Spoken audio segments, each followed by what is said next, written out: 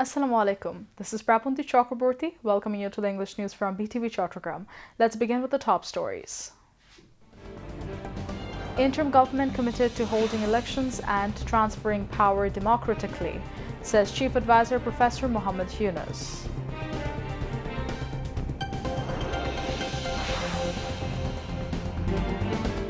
Appeal hearing against returning officers' decisions held for fifth day to continue till January 18th.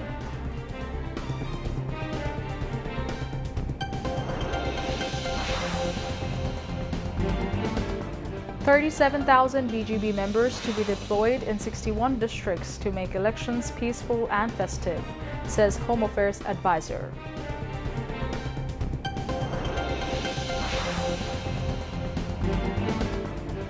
EU election observation team to be deployed from January 17th.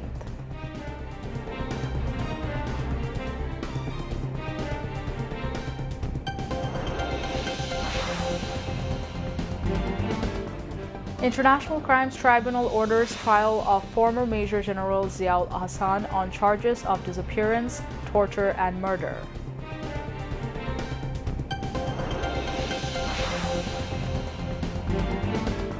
Iran claims to be arrested members of Israeli terrorist group as death toll in anti-government protests crosses 2,500.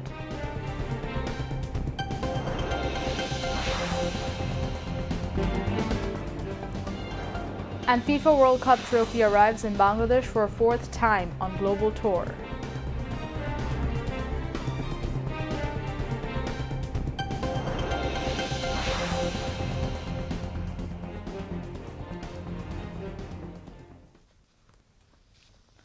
Viewers, those were the headlines. Now moving on to the details. Chief Advisor Professor Muhammad Yunus has reaffirmed his government's commitment to hold the general elections and the referendum as scheduled on February 12th. The chief advisor made the remarks when two former senior United States diplomats, Albert Gombis and Morsi Tan, both of whom served during the Donald Trump administration, called on him at the state guest house Jamuna in Dhaka last night. Professor Yunus said there had been a flood of fake news and deliberately spread confusion surrounding the elections, but stressed that the interim government remained firm in its commitment to hold the polls on February 12th and to hand over power to a democratically elected government once the results are announced.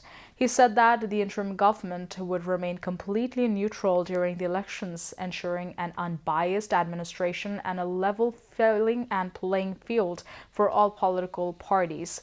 Albert Gombis, a former acting Under Secretary of State, and Morsi Tan, a former ambassador at large, are visiting Bangladesh ahead of the crucial elections. During the hour-long meeting, the chief advisor and the visiting diplomats discussed a wide range of issues, including the forthcoming elections, the July Revolution and its aftermath, the rise of young protesters, the July Charter and the referendum, fake news and misinformation targeting the vote, the Rohingya crisis, and the prospects for truth and reconciliation in post-July Bangladesh. The chief advisor said his government was campaigning for yes votes in the referendum, noting that the July Charter, set to be endorsed by the people, would usher in a new era of democratic governance and leave no room for future autocracy. Professor Yunus said supporters of the former autocratic regime were spreading fake news and misinformation in an attempt to create confusion about the elections. But people are alert. Increasingly, they can detect AI-generated misinformation videos, he said. Former Under-Secretary Gombis agreed that fake news had emerged as one of the main enemies of democracy worldwide and stressed the need for greater efforts to combat the threat. Both diplomats praised the chief advisor for his crucial role in steering the country over the past 1.5 years. They said whether a truth and reconciliation initiative similar to post-apartheid South Africa was possible in Bangladesh. Professor Yunus said that as a friend of the late Nelson Mandela, he closely followed South Africa's truth and reconciliation process, but he saw no possibility of a similar move in Bangladesh right at this moment due to the continued denial by the former regime of its crimes. Chief Advisor Professor Muhammad Yunus stressed that the Bangladesh Shipping Corporation (BSC) must remain a strong and profitable organization. He said BSC has recently emerged as a profitable organization and this momentum must be maintained. The chief advisor made the remarks at a function at the State Guest House Jamuna today as he received a check for 203 crore 47 lakh taka from the BSC. Shipping Advisor Brigadier General retired Dr. M. Shakawat Hussain and BSC Managing Director Commodore Muhammadul Malik handed over the check to the chief advisor. The amount was handed over to the government as installments under the Subsidiary Loan Agreement SLA signed for repayment of loans taken for 6 ship purchase projects implemented under the organization, along with the government's share from dividends declared for the fiscal year 2024 to 2025. On the occasion, Professor Yunus stressed that future planning should be formulated in such a way that the corporation's income can further strengthen itself and add new ships to its fleet. He said that the inclusion of more ships in BSC's fleet would increase motivation among seafarers and create new employment opportunities. The chief advisor also emphasized that trainers of marine academies must be retained by providing them with appropriate honorariums so that they can produce world-class seafarers. According to the BSC officials, through this project, after a long gap of 27 years, 6 commercial ships were added to BSC's fleet during the 2018 to 2019 period. Of the 6 ships acquired under the project, 5 vessels are currently engaged in commercial cargo transportation and international maritime trade, proudly carrying the national flag of Bangladesh. It is noteworthy that in its 45 years history, BSC earned its highest revenue in the last fiscal year, generating nearly taka 800 crore in income and achieving a record profit. The 5 ships added to the fleet under the project have played a significant role in this continuous progress. The candidacy of 73 appellates has been granted on the 5th day of hearing on appeals against the returning officers' decisions over nomination papers in the 13th National Parliament election. The Election Commission (EC) handed down the verdict during a hearing at the Nirbachan Bhavan Auditorium at Agargaon in the capital today. After the hearing, EC Senior Secretary Akhtar Ahmed told reporters that 17 appeals were rejected for various reasons, while 10 appeals were kept pending. A total of 73 appeals were granted. He said that a total of 380 appeals have been heard so far. Of these, 277 have been granted, 81 rejected, and 23 are pending. The hearings will continue till January 18th. The hearings continued from 10 a.m. to 5 p.m. at the conference room of the Election Commission. Home Affairs Advisor Lieutenant General retired Mohammad Jahangir Alam Chaudhary has called on newly recruited Border Guard Bangladesh members to uphold the force's image by embodying discipline, professionalism, and the core values of the organization. The advisor said honesty, intelligence, reliability, loyalty, and enthusiasm are the criteria for the discipline and professional skills of a force. The new soldiers will uphold the tradition of the force by reflecting these qualities. He made the call the concluding parade and oath-taking ceremony of 104 batch of the new BGB recruits this morning at Chattogram. The Home Advisor said this 230-year-old traditional force has become a well-organized, smart, disciplined, and professional patriotic force over the course of time. He said, as the watchful guard of the border of the country, the BGB is playing an effective role in safeguarding the integrity of the motherland by ensuring security within the 4,427 kilometers long frontiers. The BGB has been able to earn the trust of the countrymen by performing its noble task with efficiency and professionalism. He called upon the new soldiers to remain vigilant in fulfilling the great responsibility of protecting the sovereignty and integrity of the country, being imbued with the BGB's 4 basic principles: moral, brotherhood, discipline, and efficiency, and fulfilling the duties assigned to the BGB in an orderly manner. Referring to the upcoming general polls, the Home Advisor said about 8,17,000 security personnel will be engaged to successfully holding the elections. As many as 37,353 members of the BGB will be deployed at some 467 upazilas across the country, he added. European Union election observation missions members who are now in Bangladesh to observe the upcoming parliamentary polls met Chief Advisor's Special Assistant Professor Ali Riaz and briefed him about their monitoring plan. Political analyst Marcel Nagy and election analyst Vasul Varchanka met Professor Riaz, the chief coordinator of public awareness campaign on the 13th national parliamentary election and the referendum in the city on Tuesday afternoon. Chief Advisor's Special Assistant Monir Haidar was present at the meeting, said the Chief Advisor's press wing today.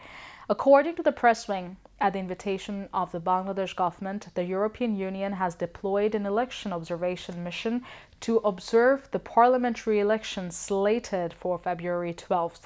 During the meeting, the EU election observation mission's officials briefed him on their objectives and monitoring plans. They informed that the core team of the EU EOM, consisting of nearly 200 observers and 11 analysts, arrived in Dhaka on December 29, 2025. The EU EOM officials further stated that from January 17th, 56 long-term observers will be deployed across Bangladesh. These observers will monitor the electoral process in their designated areas and regularly report their findings to the core team. Ahead of Election Day, 90 short-term observers will join the mission to observe polling, vote counting, and the tabulation of results, they said, adding that in addition, several short-term observers from the European Union's diplomatic community and partner countries will also join the mission. The EU EOM members said that following the European Union establishment and established organization observation methodology, the mission will present an evidence-based, comprehensive, and impartial assessment of the entire electoral process. They also informed that the mission will release its preliminary report and hold a press conference in Dhaka on February 14th. This report would be disseminated through the mission's website and social media platforms. After the completion of the entire electoral process, the EU EOM members said that they will submit a detailed final report to the relevant stakeholders. The report will include recommendations aimed at improving future electoral processes and will be published on the mission's website. Speaking at the mission, Professor Ali Riaz said that the government would extend all necessary cooperation to the European Union election observation missions in carrying out their monitoring activities. The International Crimes Tribunal has ordered the framing of formal charges and the commencement of trial against former Major General Ziaul Hasan in a crimes against humanity case involving 3 specific allegations of enforced disappearances, torture, and killings of more than 100 people during the long rule of the ousted Awami League government. The opening statement and witness examination in this case will begin on February 8th. International Crimes Tribunal 1, led by Justice Gholam Murtaza Majumdar, issued the order today. Earlier, the prosecution concluded the charge framing hearing on January 4th after submitting an application to frame charges and begin trial, outlining the background of the 3 allegations against Ziaul Hasan, claiming that Ziaul Hasan has no involvement in the 3 charges brought by the state. His lawyers held a hearing on January 8th seeking his discharge.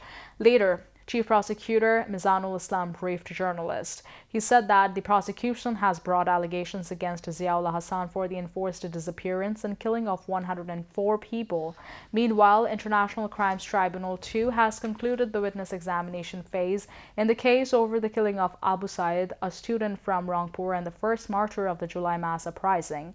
Later, at the same tribunal, the defense witness examination in the case involving the killing of 7 people, including the burning of 6 bodies in Ashulia of Shavar during the July mass uprising. In the morning, a total of 15 accused, including Ziaullah Hassan, who were arrested in these cases, were produced before the tribunal. Now, international news.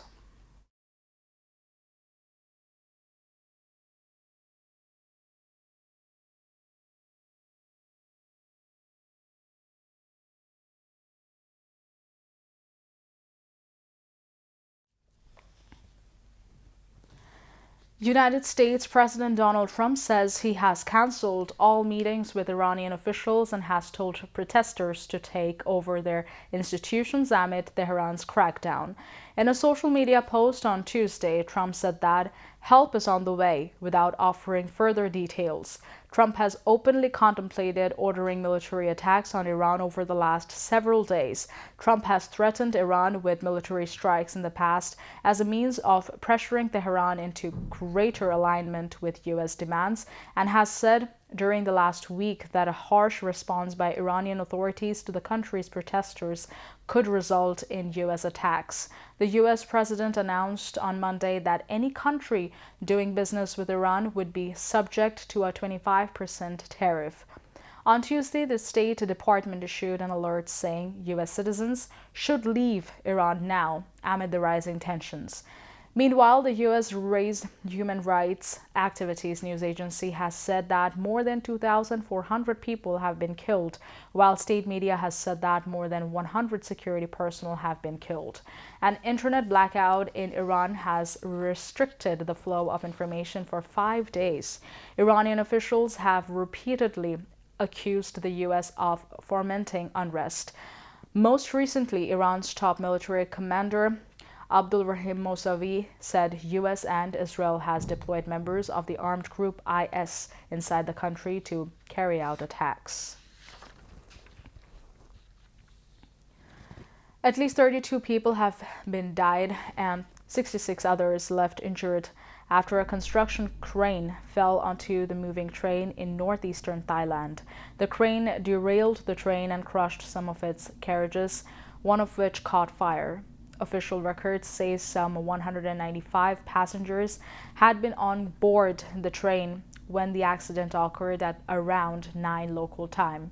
Rescuers later managed to fully evacuate all passengers, and many of the wounded were transferred to hospitals in the region. The government has ordered an investigation into the incident, which comes after the series of other fatal incidents and accidents blamed on safety lapses. The train had been traveling from Bangkok to the northeastern Ubon Ratchathani province when the accident occurred. The crane was being used to build an overhead railway that is part of a China-backed project to link Bangkok with neighboring Laos, where a Chinese-built high-speed line is already running to southwestern China.